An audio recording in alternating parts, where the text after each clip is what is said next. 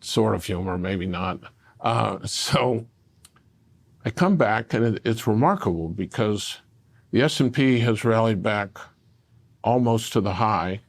The NASDAQ's retraced about 85% of the decline, but the dollar is up, interest rates are up, and oil is up. 3 death knells for markets if you look at history. So I then start calling all my clients who are basically small businessmen. They're not fancy institutions, and all their businesses are terrible. So then I call Ed Hyman and I say— He's an equity strategist, macroeconomist. He's probably was the #1 institutional guy, whatever that rating is, institutional investor economist. And I say, this is very odd, Ed. I've been out of touch, dollar's up, blah, blah, blah, blah.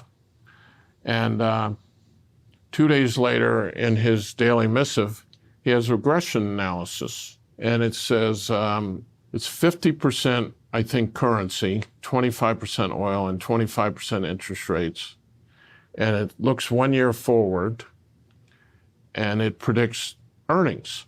And it's predicting that earnings are going to decline 36% the next year, and the Wall Street consensus is they're going to go up 18%. So combination of that, listen to my clients, the fact that Greenspan's got a tightening directive on, which I think is inappropriate, I start buying all these treasuries.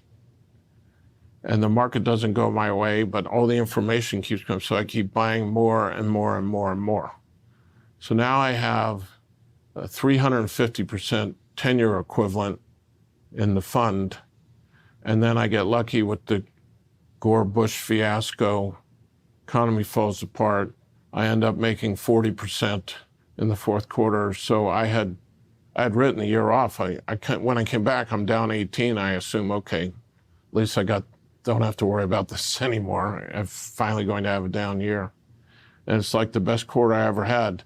And to this day, if I had stayed managing money, I think I'd have been tied to knots, and there's no way I would make that trade. It was the fact that I was arrayed for 4 months, had a clean slate, had a clear head, and just looked at the new evidence. So it was a very, very horrible beginning and a very lucky ending. Now, you don't take 4 months off very often.